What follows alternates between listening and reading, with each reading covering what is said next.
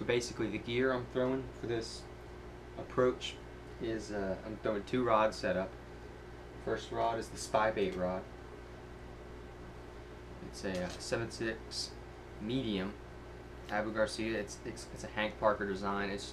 I mean it's nothing fancy, but I really like it. It's got a nice stiff setup to it. I don't like a lot of bend in the tip of the rod for it. I really like this rod, and it throws this little bait a long way. And then I'm throwing it on a Fluger President, and that is spooled up with 30-pound Power Pro. And then also what I run, I don't run a straight braid, of course. I run a really long, like a 4 or 5 foot leader of 10-pound test fluoro, just to, you know, give it that natural aspect going through the water. And it's a little bit of shock too, because the braid is really non-stretchy, and this is a little bit of shock leader on there. So there's a Spybait, of course. It's the Duo Realis Natural Wagasaki, whatever you want to say. Really cool bait. I love it.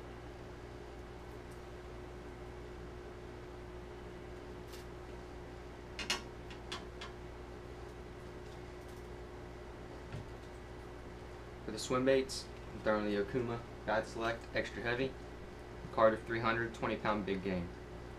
My primary swim bait I'm throwing for this is the Mike Buka Bull Shad. I really like it. I mean, it's almost a dead-on match of the shad in this lake, so it gives you that bigger profile bait. You got the smaller profile bait in the Spybait, and then you got the big profile Bull Shad, which I really like. Right there. Got a great swim to it as well, so big fan of that. Bull Shad.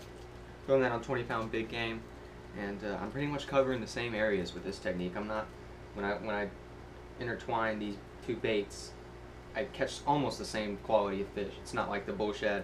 I mean, I'm sure the Bull Shad draws bigger bites when the time is right, but it's not like Spybait's getting 2-pound fish and the Bull Shad's getting 8-pound fish. It's almost the same style of fish.